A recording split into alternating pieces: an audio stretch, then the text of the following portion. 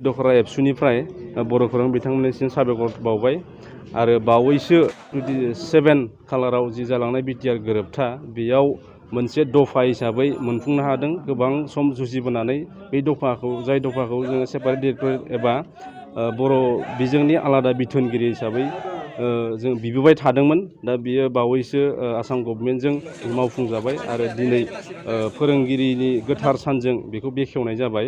दा बेनिखायनो बे जिथु डिरेक्टरेट बेखौ मोनफुंनायनि थाखाय दुलाराय बर' फरायसा आरो रुपक दखरा एबसुआ बरायबाय जाहाथे बियो अरायसम बर' हारिनि गासैबो सोलोंथाइनि जेंना जेंगोनाफोरा बेनि गेजेरजों मोजाङै मावफुंजागोन। भेन्सार स्कुल बायदि बायदि फरायसानि जि जेंनाफोर बिजाबनि जेंना मानि जेंना फोरोंगिरि थिसननायनि जेंना बे गासैबो जेंनाखौ बर' मिडियामा फैगासिनो दंमोन। बेफोर गासैबो मावफुंजासिगोन। बेनि गेजेरजों जों बेखौनो जों मिजिंथिनो हायो आरो इयुन समाव जाहाथे बे बिथोनगिरिनि गेजेरजोंनो नांगौबायदि जि गासैबो सुबिदाफोरखौ बर' फरायसा आरो फोरोंगिरि थिसननाय जियानो जा बे गासैखौबो मोनफुंनो हागोन जों बेखौ मिजिंथिबाय।